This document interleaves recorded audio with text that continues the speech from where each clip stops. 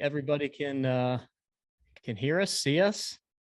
This is a special Q&A here. I've been threatening this for a little while to bring on a special guest, and we finally have our special guest. We got our man, Mr. Tony Soib, in the mix here. What's up, Tone? What's going on, guys? Thanks for having me. Yeah, man. He is special. Let's give him that.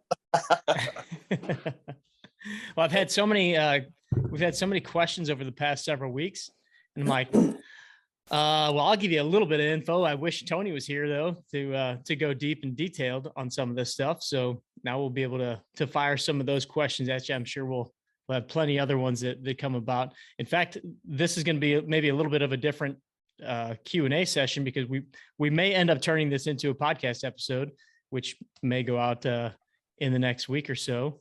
We'll just kind of see how things go and go from there. Yeah, that'd be a good one. Send it out to the masses. Always have really good questions on this thing. So yeah, just a little business. We got the Masters playing in the background here. So if you see my eyes divert a little bit, it's just because I'm watching a putt roll in. Just kidding, but it's pretty cool to have the tournament rolling, Tigers playing, everybody's all excited, and we'll see how everything plays out. But I don't know if you guys saw any of the footage this week, but just watching him walk around the place, I saw him. There's one video of him walking downhill. I think it was maybe hole number 10, and man, his walk did not look good. So I'm curious to see how this kind of plays into what we might talk a little bit about today, injury wise, but I'm curious to see how he holds up over the next day or so. So far, he's doing really well. I think he's through 13 or 14 now. And is he either even or later or something? Yeah. The PGA Tour app says he's through 12, still even. He's a T24, but I'm pretty sure he just birdied 13. So, all right. Not to timestamp too much, but then we won't be able to use this again. Yeah, right. That's a hypothetical Tiger Woods and a hypothetical Masters tournament. So, Tone, what's going on, man? What you been up to? Before we talk to Tony, for those of you who don't know Tony, Bodine, I guess you could explain Soib better than anybody. Should we give the intro to Tony Soib? So, Tony is a longtime friend of mine. I consider Tony a mentor of mine in many ways, even though I'm a much older, more distinguished gentleman, possibly more gray hairs in my beard. But no, I have learned so much from this guy in the ways of strength and conditioning and nutrition, and I lean on him so much. And many of you that have listened to the 18 Strong podcast have heard Tony on many episodes. We did a lot of our shouts from the crowd episodes where we kind of like this, where we answered questions from the 18 Strong crew, but this is more of a live Q&A. Tony has worked with really all kinds of athletes at the highest of levels, professional athletes, the Cardinals, the Rams. Tony, did you work with any of the Blues players at any point in time? Yeah, briefly, probably like 2011, 2012. Okay. Tony also was down in, I believe it was Pensacola, right? Where you were working with the Special Forces, and has done a ton of writing in the nutritional world and strength and conditioning world, and just has a very, very extensive background in all of these things. Played high-level baseball, so obviously rotational sports and power and those types of things. He's also one of the strongest dudes I've ever been in a gym next to. And Tony and I, we used to have what we called power hour, where we were working in the same place and we would train together. And it was pretty much no matter what I was lifting, then Tony put a 45-pound plate on each side at least to then do his set. So he always kind of made me feel like a little schoolboy in the gym. But I will say that we've talked a lot about the Forge and my experience with those things, and just some of my history with strength and conditioning and the nutrition stuff. Any of the body transformation kind of stuff that I have gone through, Tony has been pretty much right by my side, designing the training program that I'm doing, really helping me out with the nutrition, kind of giving me the guidance.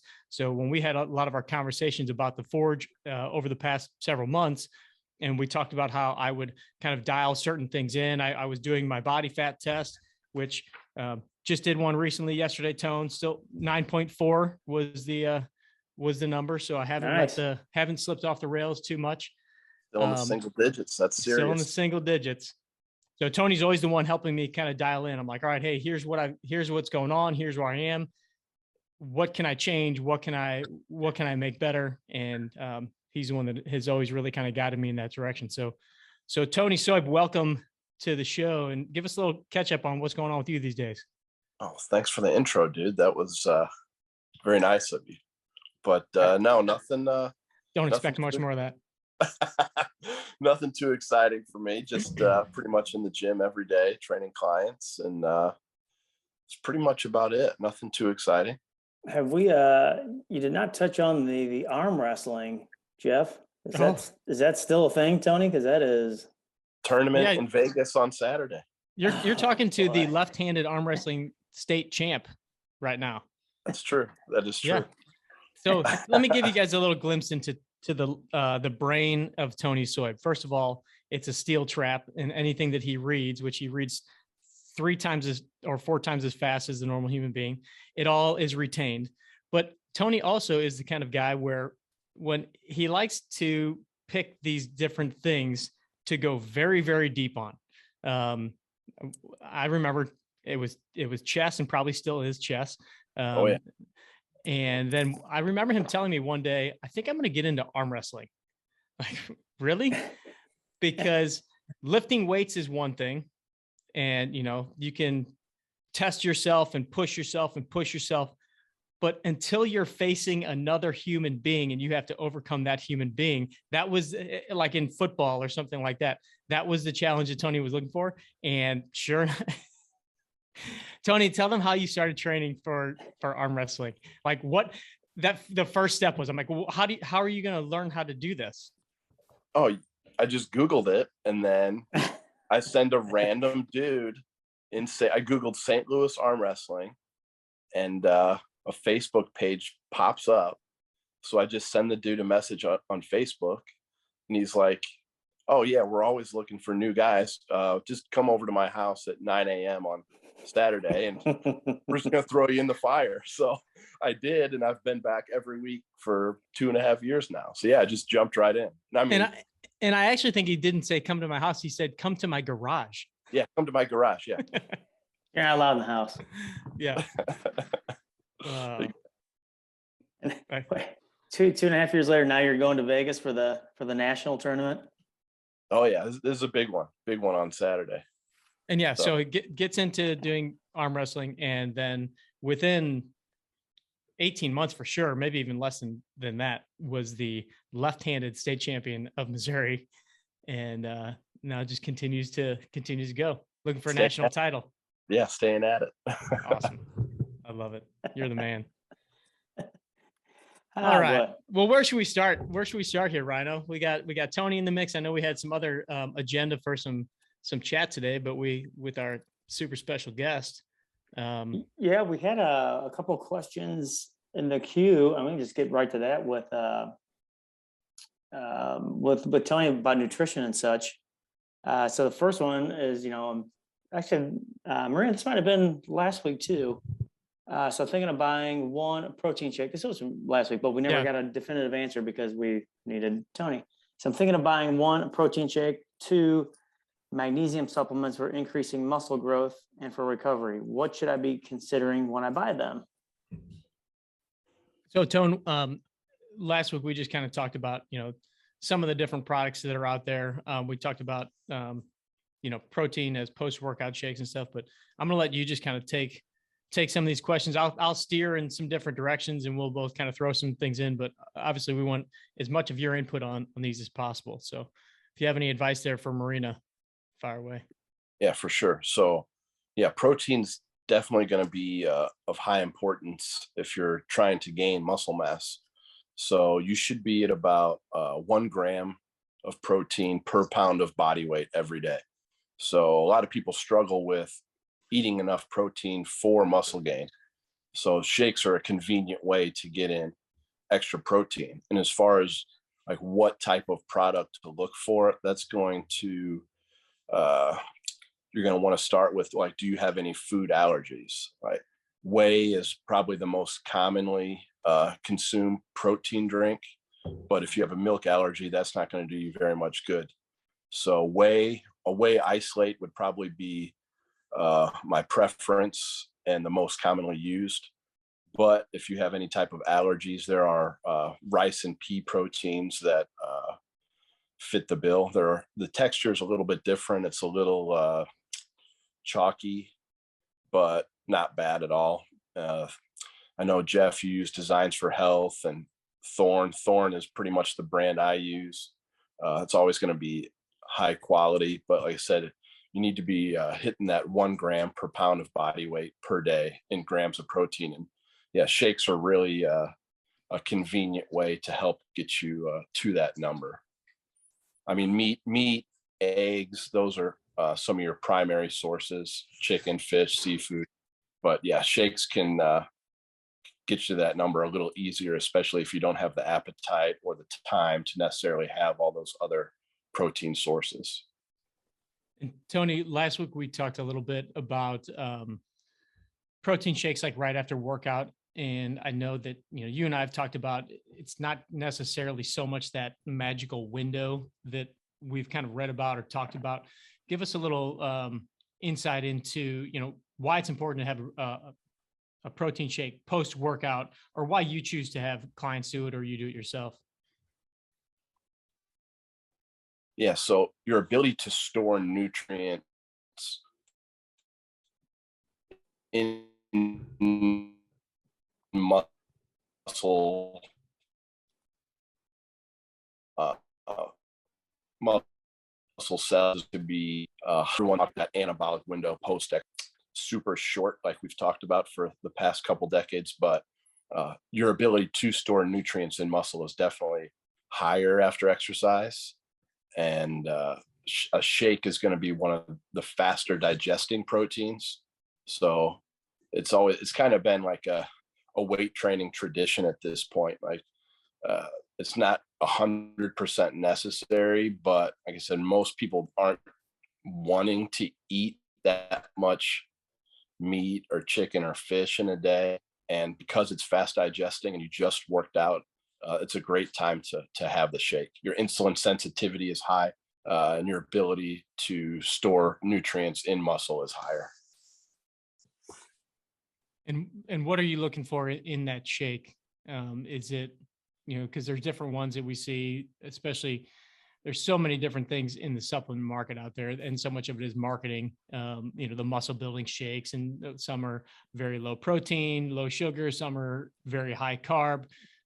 Where do we distinguish when we would use one or the other, or what's typically your go-to? So if somebody's like ultra lean and they're looking to gain muscle mass, say like typical for like a collegiate athlete who's on the leaner side, single digit body fat, and they're looking to gain muscle mass, I'm going to have them have just in general a higher carb content in their diet. And through working out, you've depleted some muscle glycogen, which is basically your muscle's energy, is an easy way to describe it. So you've lost some of that, and you restore glycogen with carbs. And if I want them to have a higher carb diet in general for muscle building, post workout, I'll have them use a protein powder, say a whey isolate. You don't want any fats because you want it to digest fast. So a good carb source would be like maltodextrin, which is basically just sugar from corn. Pineapple juice is another good one. Grape juice. So like glucose type carbs, faster digesting carbs. You can do foods too, like rice or oatmeal, but like a glucose based powder like maltodextrin or dextrose or one of those juices, they're going to digest faster. And especially for somebody who's lean like that and they're going to be needing a high calorie content, it's easy to put down a high amount of calories after the workout with those carb powders or juices, along with 25 to 50 grams of a whey isolate. So you have a high protein, higher carb, low fat meal right after the workout. So you're going to stimulate protein synthesis and you're going to restore your depleted glycogen. Gotcha. And so in that situation, it sounds like that's more important. The timing of it is more important than, you know, your average Joe Blow that's, you know, a regular person that's not a collegiate athlete and not a high level athlete, something like that. Yeah, for sure. Like the higher level athlete you are, like the more, especially if you're looking for muscle building, the timing of meals is going to be more important, because say somebody who's like 20 years old trying to gain muscle mass, they're going to need quite a few feedings throughout the day. Whereas like, you know, 40, 45-year-old guy who's looking to maintain, they're probably going to have, you know, 2 or 3 meals a day, and not as important how you time them. But yeah, if you're one of those guys that really needs to up the calories for muscle building, the liquid meal is perfect, because you'll digest that and be ready to eat again, you know, 60, 90 minutes later. Gotcha. Well, like I said, for most people, not as important. Gotcha. Yeah. And I think that that's how most of the information that's out there is. You know, we tend to gravitate towards like these smaller details and nuances, where most of us fall into that more general category, where we don't need specifically as much of the, what we would call kind of the 1% stuff, where, you know, you're getting into those really minute details. But if you don't have the other, you know, the main 80% of eating the right things, the proteins, the veggies, the, you know, the good fats, if you're still, you know, fighting the snacks and the junk food and stuff like that, these other little things don't matter as much, do they? Yeah, this would be like a last 1% type of thing. You really got to dial everything else in. And yeah, like you said, this is the icing on the cake. It's not the main course here. Yeah. So Gotcha. there's some things that I would like to go through just with my own personal experience of why we did a couple things during the forge that I know we talked about last week, kind of like the calorie cycling, things like that. But before we dig into that, I'd like to see if there's any questions from the people that are on the call to maybe get something that's not so specific, because again, those are kind of the things that we ended up dialing in were, again, kind of in that smaller percentage group because of where I was and what we were trying to do. So does anybody, I haven't checked the chat here at all. Yeah, Devin has a pretty good question related to this, and actually, then we can go back to the magnesium piece of that question. So Devin says, "I've heard most people's bodies can only process about 30 to 40 grams of protein in a sitting. So to get to 180, 190 grams, you need a number of protein-rich meals every day. Any truth to that?" Yeah, for sure. So there's, anytime you're eating, you can turn certain macronutrients into others. Like you can, if you overeat carbs, they can be turned into triglycerides, stored as fat, or proteins can be turned into glucose, and it commonly is. The thing is, proteins are the most, they have the highest thermic effect of the macronutrients. So of proteins, fats, and carbs, proteins cost you the most energy to process. And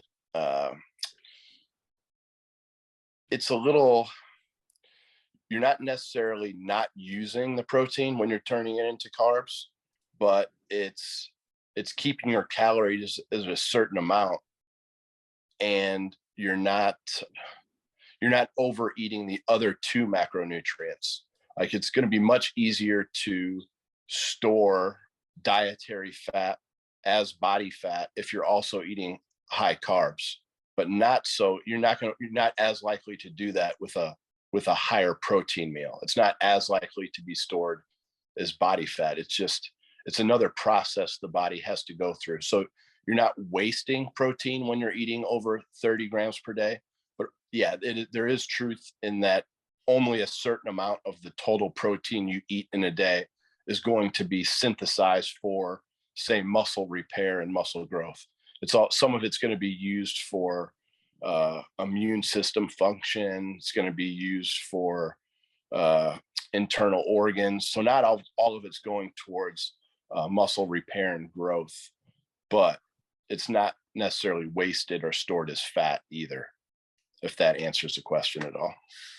Yeah. Is that kind of, I mean, for the guys who, we've been taught for a while, we've been taught everything, at the end of the day, but like, was that kind of the idea behind a bunch of smaller meals per day? That's why that was kind of, in style for a while. I don't know how, like, if I know it's kind of different based on what your goal is. So, if you're telling somebody to eat 5 smaller meals a day, what is the goal that they're after? Yeah, I think the multiple smaller meals came from bodybuilding, I think, and it was keep your metabolism high and frequent feedings of protein. We know it's not necessarily it's definitely not necessary for the average person. It's really, if we're talking like high level bodybuilding, it's really the only way to get those nutrients in. You're not gonna eat, sometimes 300 grams of protein in a day if you're only eating a couple times a day. It would just, the quantity you would have to eat each time you ate would just be too much. I think it was just easier from a hunger or wanting to eat perspective to just break it up more. But Right. yeah, now we know it's just not as important for the average person. It's just the bodybuilders were in the best shape in, the 60s, 70s, 80s. So that's kind of where the advice came from. And it was obviously working for them. But we know, like, the average Joe, his lifestyle and training and diet, it's not the same. They don't have the same needs. Basically just a different animal. Usually 2 or 3 meals will get it done for most people. Yeah, I was gonna kind of bring up that question regarding, a lot of the people in our crew do some sort of intermittent fasting. I know, Ryan, you do it pretty religiously. Yeah. I typically am kind of on that program, but when I was really trying to get in a massive amount of protein, like one of the days I was getting 240 grams of protein, and I was like, dude, that's hard to Jeez. do Right. when you don't start eating till 11 or 12 and you're trying to shut it down, between 7 and 8, if you're not doing multiple times of eating. It's just, and I know that there's a couple of people, in fact, John Shepard, who's on the call, he had mentioned that to me one time, that, like, it's hard. You're not hungry for the amount of protein that you're trying to get in. And so would you say, is there benefits, or would you steer people away from kind of an intermittent fasting program if they're trying to get in that much protein, Tony? Or is it just kind of based on how they feel? Yeah, it's definitely, the biggest one would be preference. Like, if you're not wanting those large protein meals just a couple times a day, I would say bump it up, because now we know it's basically the macronutrients you eat in a day is going to determine the outcome for the most part. I mean, there's some minutia, the last few percentage points that you really need to dial in everything, meal timing, meals per day. But for the masses, if a guy eats, if a 200-pound guy eats 200 grams of protein and 2,000 total calories a day, and he diets and exercises, he's going to be losing weight and maintaining muscle mass, regardless of whether he puts those macronutrients and calories in, split over 2 meals, 5 meals, 3 meals. It doesn't really matter. It comes down to personal preference. So yeah, if you're having trouble reaching your protein goal, let's say 2 or 3 meals, even if you just add in a shake or another meal, you probably find it a little easier, because a shake goes down pretty easy. Mm-hmm. So I would give that a shot to anybody that's, struggling to hit that protein goal. Yeah, that was always a bit of a savior, is if you have to get that extra protein in, yeah, just a powdered shake just in water. Or so texture is a big thing for me sometimes. So the protein shakes, I like to have them kind of smooth and frothy, and without putting milk in it. I didn't want to add milk to add the calories or the sugars or anything. One night we had some leftover steamed broccoli, and I threw that in the blender with my, Wow. and I know this sounds disgusting. That's terrible. But I was Oh thinking, my God. I was thinking I already put spinach in it many times, and the spinach just blends up into nothing, and you don't really taste it. And I was like, well, cauliflower really doesn't have that much taste either, but we use it for so many other things. So I threw a handful of cauliflower in. Cauliflower or And- broccoli? I'm sorry, cauliflower. Did I say broccoli? Okay. I meant to say I cauliflower. mean, either way, you're wrong. That doesn't really matter.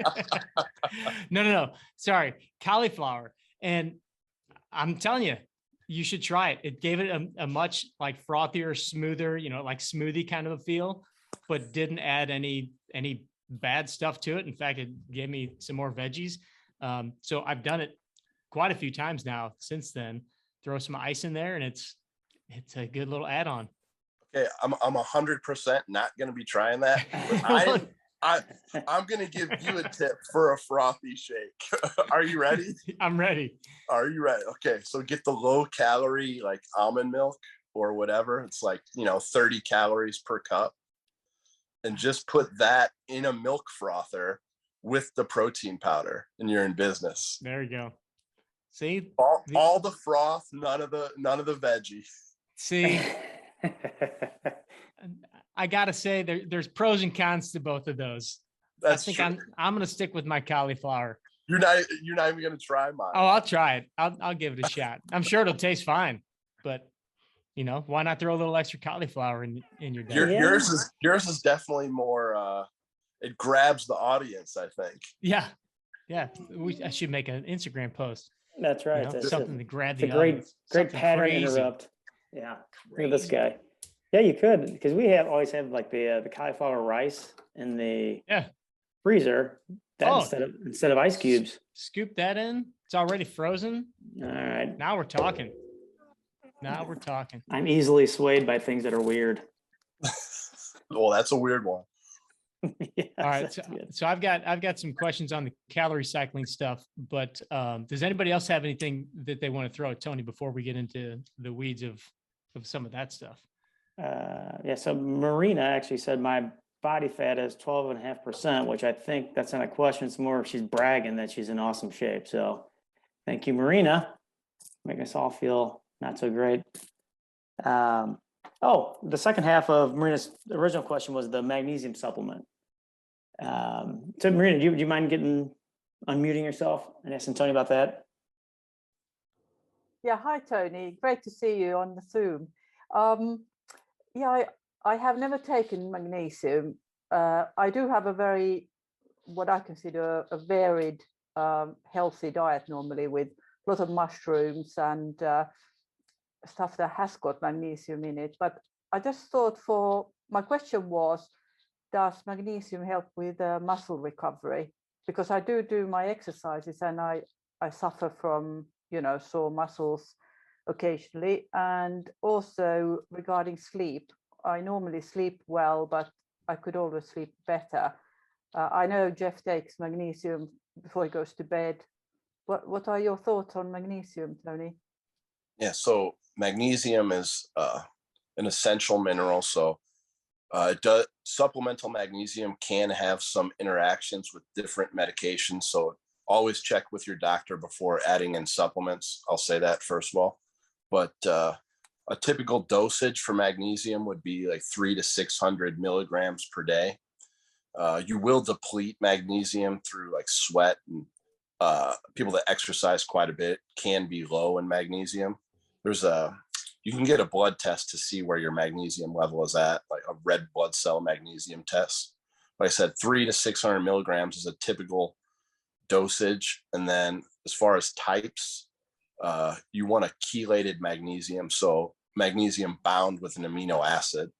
So you'll elevate your red blood cell levels faster if you use like a magnesium glycinate, magnesium 3-8. So if the type of magnesium ends in ATE, that means it's bound with an amino acid. So one of those is going to be more effective than, say, like a magnesium oxide. So those are just a couple things to look for if you're looking to purchase one. As again, I know Thorne and Designs for Health always have good magnesium supplements. And Tony, what about the difference between taking an oral one and a topical one? When would you pick one or the other? A lot of people really like the topicals, and anecdotally, they work better for people who have like digestive health issues. They don't necessarily like the pills or feel them to be as effective as the topical. And they use the topical on babies sometimes too, I believe, because they're not going to be able to get a baby to take pills. But yeah, a lot of people prefer the topical. Any other suggestions on reducing muscle soreness from workouts and activity? I would say light activity. Like, don't be sedentary the day after your hardest workouts, because blood's how you're going to get nutrients to the muscle. And when it's damaged through, say, weight training, you're going to need the nutrients to be shuttled to the damaged parts via the blood. So just anything light, can be walking, cycling, whatever, nothing that's strenuous enough to damage it further or re-damage it, but just light exercise will be your best bet there. And along with nutrient dense foods. So if you're eating, proteins, fruits, vegetables, those types of things, because that's the way you need the nutrients. So you're not necessarily going to get the nutrients you need for muscle recovery from, like, a meat lover's pizza, but So good. so diet's always going to be a critical piece there, because the higher quality the blood level going to that muscle, the better. And I know last week I had mentioned branched chain amino acids. Is there anything that supports that for helping with muscle soreness that you've read or experienced? I don't know what the research says actually, but pretty much all the lifters I know will tell you they experience less soreness when they take the branched chains during the workout. Like I said, I'm not sure what the research says on that, but anecdotally, pretty much every serious lifter I know will tell you during their hardest training phases, when they take the branched chains, they're less sore and ready to go quicker into the next session. And a lot of times they'll be taking it like pill form during workout, right? Yeah, exactly. Yeah. I mean, but a lot of the protein shakes will have that. Post-workout shakes will have that in there as well. Yeah, that'll do it. Got it. So I saw John had a question that came in, and we'll see if he wants to patch in here. It sounds like he's driving, but it sounds like he has a question with digestive issues that come with ingesting so much protein when you're trying to get, a gram per body weight. If you're a 200-pound guy and having trouble with that, let me see if can you hear me? Yeah, go ahead, John. Yeah, I don't want to get into like my bathroom situation here in front of people I don't know, but I've noticed that with, and this is 2 weeks in, 3 weeks in almost, with upping the protein content to what I've done, I'm having, it's definitely a less frequent occurrence, and I guess it's all, I don't know if it's good or bad. I worry about long-term effects too of this, right? So is this something that should be sustained for a while? Is it something I should cycle on and off with maybe more carbs when I'm doing the 40-day forge, right? So when that's over, do I, introduce more carbs? Will that help some things out?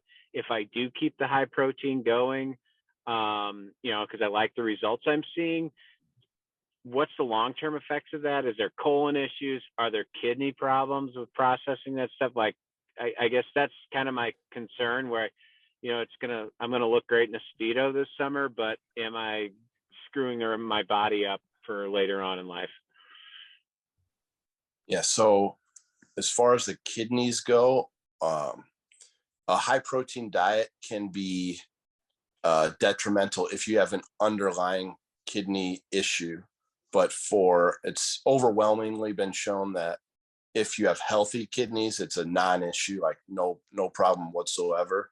But if you have an undiagnosed or a kidney problem you don't know about, it can be an issue. But for the masses, it's no problem at all.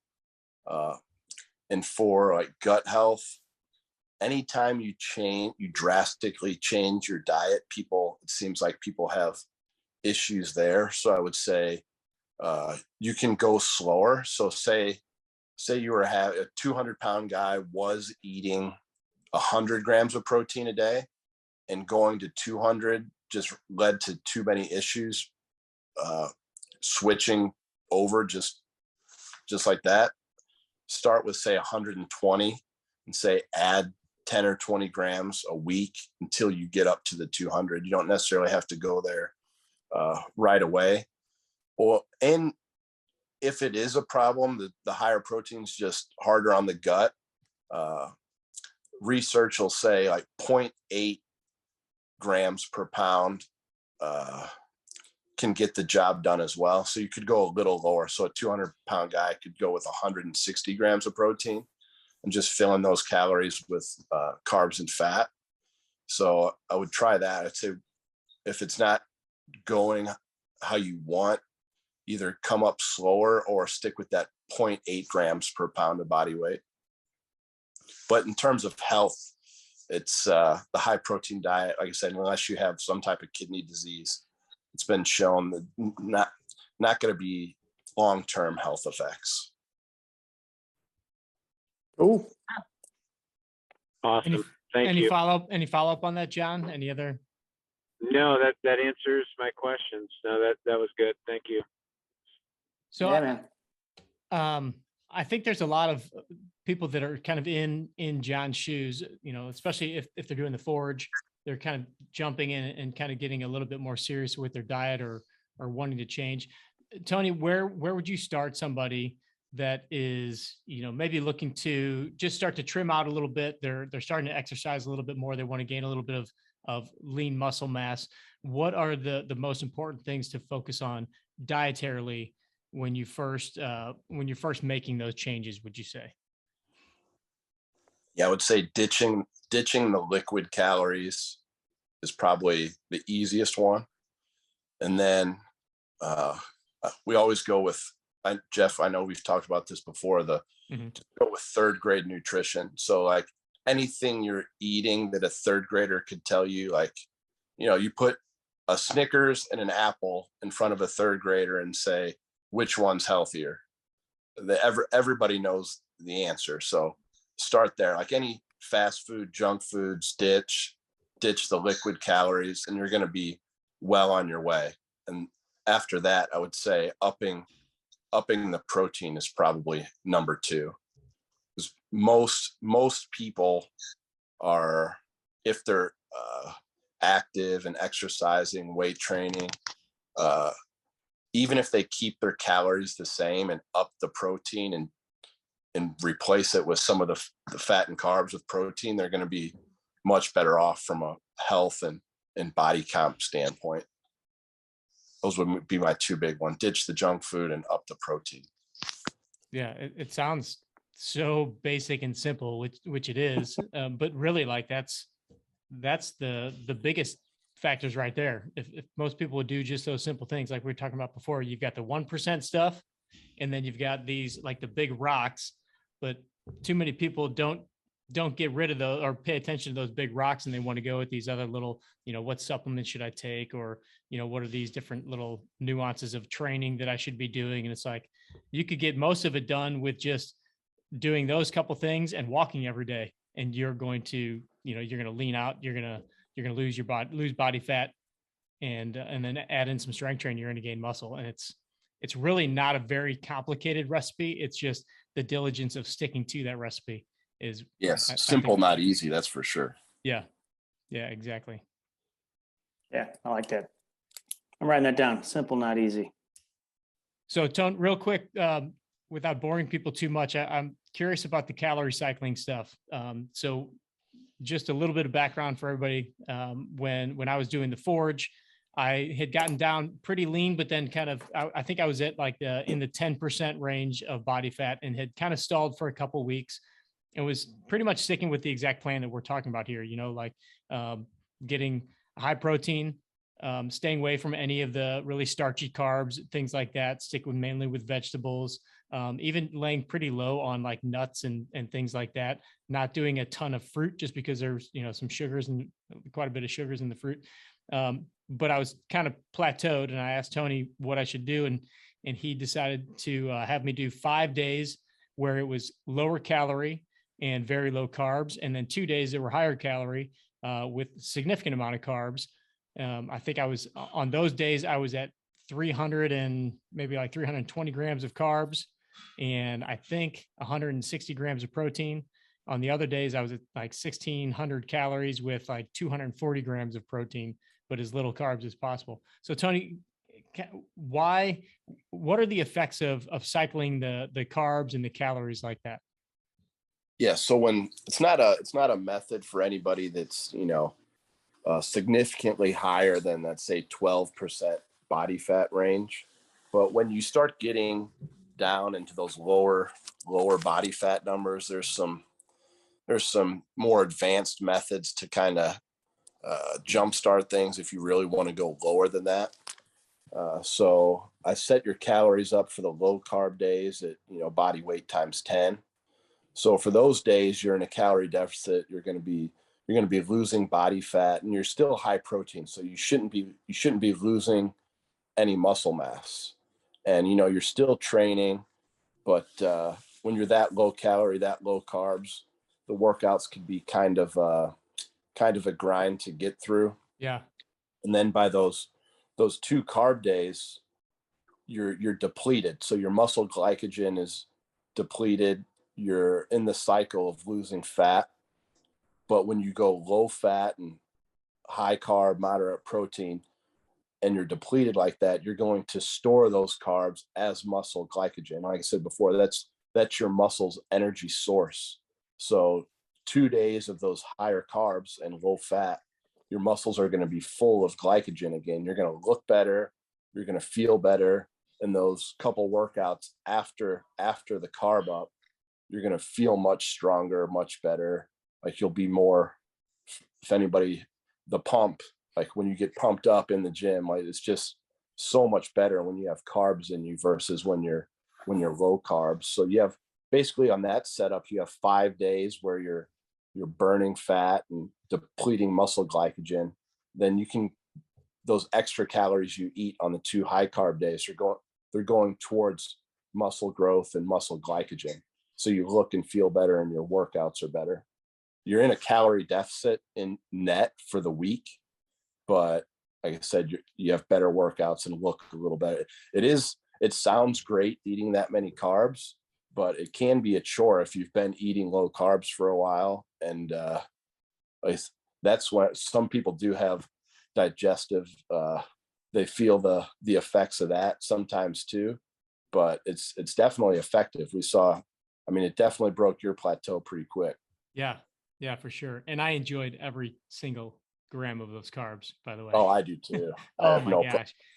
That oatmeal berry breakfast that first morning was just glorious. Amazing. It was so good. And it's funny, like when you're eating like that, you're eating it in a very clean way. Even that, just an oatmeal berry breakfast does not sound exceptional. But when you've been eating with so few sweets and sugars and stuff like that, it tastes amazing because you get all the sweetness out of it that, normally our palates are so used to everything being sweet and having sugars in it that it totally changes your perception and your level.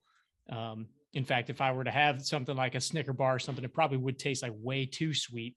Whereas this was like just perfect. So just a random little note there on going low carb and then splurging on carb. Awesome. It is awesome. I did that a couple of times, and I was eating some strawberries at home, and I looked at Kendra. I'm like, why would you add sugar to strawberries? I'm like, they're sweet enough. She's like, I didn't add anything, idiot, because I hadn't had a carb in like 5 days. I'm like, it tastes like you just sprinkled sugar all over these strawberries. Yeah. It definitely changes your taste. Yeah. Faux show. All right, Rhino, what else we got in the hopper there? So this was a question that we had. This is kind of more of a Jeff question, but obviously Tony can answer this as well. So I'm suffering from pain in my upper back. I have tried to change my swing and probably overdid the drills. It might be a spinal issue. It's next to the top of my shoulders. Would you suggest an osteopath? keeping the the cold morning shower on it for a bit longer, some anti-inflammatories, or resting it. I hate the last option. I hope your answer will be that I can still do my mobility, resistance training, and my weights to get the blood flowing. Yeah, I mean, movement is going to be the best medicine for it. Obviously, if it's something that is debilitating, you want to go, talk to somebody that can actually analyze it and do an evaluation. I would suggest, depending on where you are, going to either a chiropractor that works in maybe some sort of sports setting, because they're typically not going to be just come in, crack your back and send you on your way, kind of a chiro, or a physical therapist that will evaluate you and treat you and show you some exercise. The reason I say either or is here in St. Louis or here in Missouri, physical therapists cannot treat without a doctor's prescription. So I often send people to our buddy Mike Murphy, who is the chiropractor for the Blues. There yesterday. And in fact, we just sent your son Murphy there. But we'll send people over there because Murph can treat them right away. He can do the evaluation. He can treat. Any chiropractor here in St. Louis can do that. Tony works with a great chiro over there at Lyft. Tyler, same deal. He's not somebody that you'll send somebody to and he'll just, do an adjustment, crack the back, have him come back next week. It's more, what are the postural issues? What are the structural things going on? Where are maybe the movement imbalances and muscle imbalances? And let's look at those things to figure out what's causing your pain. Your pain, anytime we have pain is just kind of a red flag saying, hey, something's wrong here. And it doesn't necessarily mean that the issue is right at that spot. In fact, many times, if you're having pain at like the mid shoulder blade, it's going to be coming either from the thoracic spine. So the spine in the level of your rib cage, or could even be coming from up at a higher level in your neck. There's many times where our neck posture is what ends up referring pain down into that mid shoulder blade area. So I would say, and obviously I can't give medical advice. So if this is something that you feel is really a nagging injury, go see somebody. But one of the best things to continue doing is the EFDs, just getting the shoulders moving, getting the shoulder blades moving, getting the neck moving. Those are going to be really important to just, first of all, have all those muscles moving the way that they need, and see if you notice any imbalances in the way that those motions are happening. That's always kind of a sign to us, to me as a therapist, Tony as a strength coach. Like, we're always looking at postures. We're always looking at the way that somebody performs an exercise. So even in your EFDs, if your right shoulder circles are way different than your left shoulder circles, that tells me that something's not right. Something's not moving well. Part of it's going to be that you're right-handed or left-handed, right? So there's always going to be a little bit of a difference. But if there's a glaring difference, that tells me that, hey, maybe that shoulder blade on the right side is really stuck and they have no control. Or on the left side, maybe maybe your thoracic spine, maybe you've got too much of a rounded posture. And so every time you go to swing the club, you're not rotating well, and your shoulder blade and the muscles around your shoulder blade are really having to work extra hard to try to get that rotation that you're trying to get in your backswing or your follow through. Or maybe, you're at a desk all day and you kind of sit with your head in a forward posture, and all of a sudden it's just kind of taking hold. So first and foremost, get it moving with just these gentle drills, to make sure that you're continuing to get the blood flow and just get all of the different joints moving. The next thing that I would do if I had somebody in the clinic or in the gym is really work on kind of the standing posture and some mid shoulder blade type exercises, even some core exercises. So some of the easiest ones to do are taking a band right in front of you and just kind of pulling it apart. We call them pull aparts, where you're just kind of squeezing your shoulder blades together and pulling the band, stretching it across your chest and bringing it back together. You can then even make that into like a golf posture kind of a move, where you get in your golf posture, you spread the band across, and then you work on some rotation into your backswing and even into kind of your follow through position, and see how that feels. See if you feel some of that discomfort, or see if that eases things up. But a lot of times it's the fact that the shoulder blades aren't moving very well. you're kind of in a rounded shoulder posture, and you're just causing your body to move in a position that it doesn't want to get into. And the more we can strengthen those posterior muscles or the back muscles, the shoulder muscles, the more you're going to be working on getting yourself in a good postural position, and everything's going to be moving a little bit better. So that's where I would start with that stuff. But again, it's hard to just, say, oh, I have pain here. What exercises should I do? Because, you got to look at a couple different things, but try those and see how it feels. And then just work on your posture throughout the day. Work on sitting up a little bit taller, kind of tucking your chin back a little bit if you find yourself with a forward head. And then we've talked about some of the Egoscue exercises. I can't recommend this book enough. It's called Pain Free by Pete Egoscue. Primarily just because it gives you tools to do some simple little exercises on your own. And it goes through joint by joint. If you have neck pain, do these exercises. If you have back pain, do these exercises. Shoulder pain, knee pain. And it explains it all. It explains that our body is like any other structure. It's built in a certain way. The muscles and the tendons are basically like guide wires. The bones are kind of like the steel frame, and the muscles are the guide wires that hold it together, just like a bridge. If some of those things are pulled in different directions, one side is taut, one side is loose, it's just putting you out of balance. And then other things have to work really hard in order to keep you in those postures and to prevent pain. So. Very good. So this is a good Tony question. It's kind of a conglomeration of questions. So, why do workouts change based on your goal? So if your goal is fat loss, typically it's, more reps. If your goal is bulking, it's heavier with less reps. So what is kind of the science behind how that works? Yeah. So we call it training density. So fat loss, you're going to be doing a higher volume of work per unit of time. It's going to be more calorically demanding. You're going to expend far more calories when you're doing more work per minute in a fat loss workout.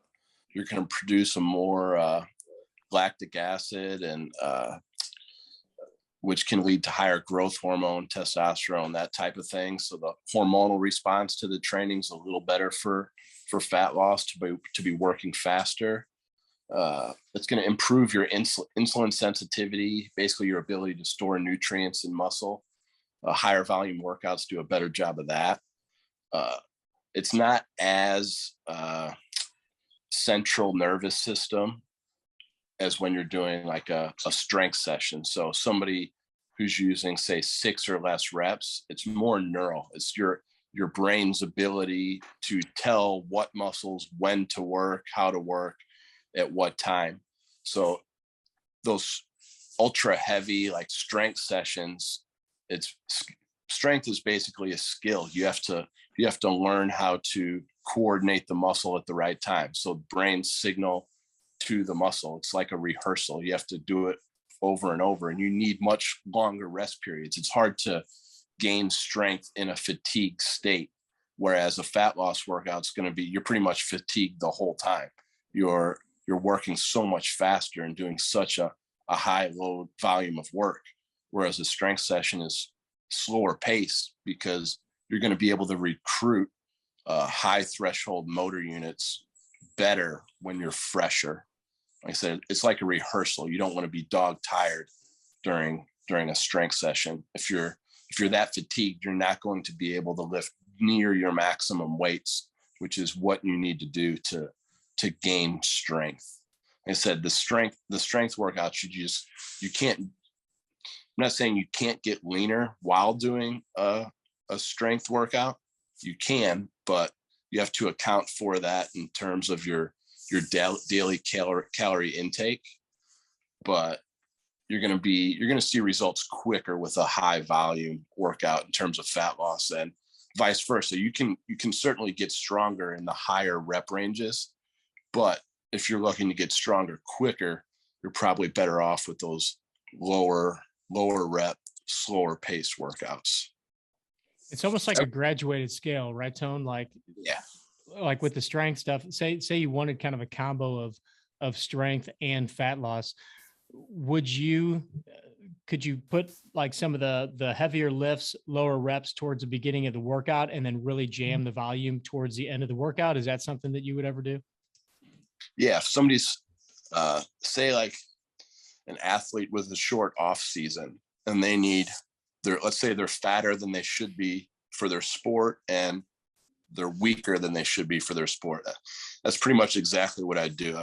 The first half of the session would be slower paced, lower rep, close to their max in terms of the weights. And then say the second half of the workout's going to be much higher volume, higher reps, not as heavy, faster pace. So you kind of it's not a long-term thing I do. I like to pick one and go at it all out. But yeah, on a short time frame, it's definitely a good option for probably not more than 8 weeks. Some people do it all the time. It's just not my particular style, but it's definitely feasible. Yeah, I think what would be kind of cool is if you could give us a glimpse of, let's say you were taking kind of the average person in our community. You know, obviously we work with golfers of all kinds of abilities, but typically the highest population of golfers is more the recreational style golfer. And let's take the range of guys we've been even talking about in our emails a lot.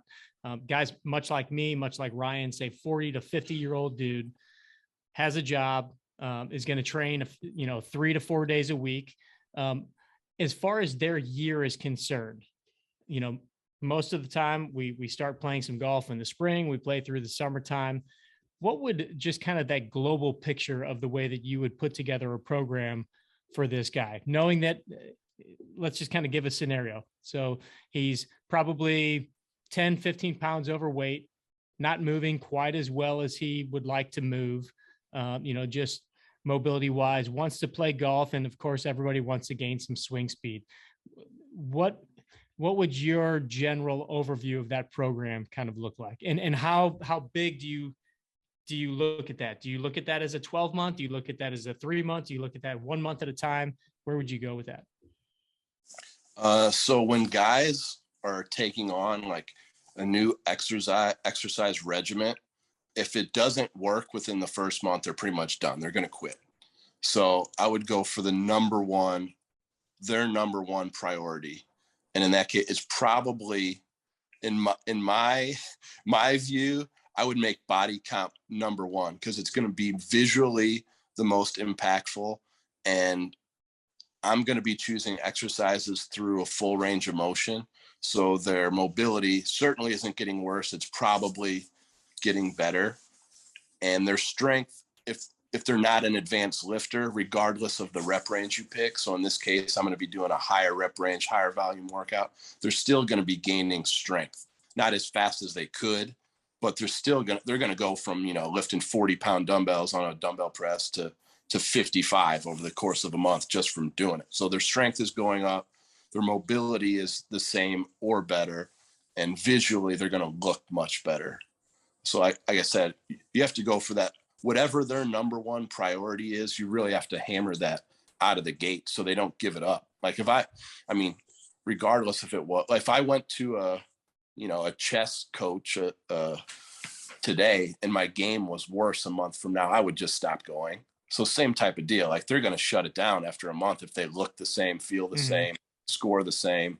Like I said, I would do the same thing. So I would go after that number one priority all out. Now, let's say you have a guy, he comes to you and he says, look, I couldn't care less about the way I look. My goal as a 45-year-old dude is I want to hit the ball further and I want to play better golf. Where would you go there? It would be muscle mass and mobility for sure. Because you need, so a bigger muscle is capable of producing more force. So muscle mass is always going to be the base before strength and power workouts. Now, if I work with that guy for say a year and he's diligent, he's trained, 3, 4, 5 times a week for a year, he's going to be more advanced. And he's going to have that base of muscle mass to where each year thereafter, there's going to be a higher percentage of strength and power workouts after that. But muscle mass is going to always need to be the base for generating power. There's outliers. We've all seen like tall, thin guys that can crush a golf ball. But for the average dude, they need to be able to produce more force, period. And that's going to come from more muscle mass. So yeah, hypertrophy would be my number one priority, even though he doesn't care what he looks like. Right. Because if you don't have the engine, it doesn't matter what kind of gas you put in the car. Right. Yeah. And that's where I think that, we chase speed a lot. So many times we're chasing speed and we do things like the super speed clubs, or people want to throw the medicine balls and things like that, thinking, and they will see some improvements by just doing that. But again, that kind of gets capped out, right? Your body can only handle so much. And it's doing these other things where you're able to build, first of all, just good movement patterns. Like you said before, going through the full range of motion on these exercises is going to bring a lot more of that mobility without you having to do a full-blown stretch routine. So it's kind of finding what's the most efficient way to get all of these things, especially knowing that most people aren't going to put time in to do 4 days a week, 5 days a week, or something every single day, and finding those bigger things that you can do, like building muscle mass that also will be hitting the mobility piece, that also will be hitting, a little bit of leaning people out. And obviously that's really a lot of the way that we design programs around here, in many ways, because Tony has been a backbone of helping us develop a lot of our programs in the way that we put those things together.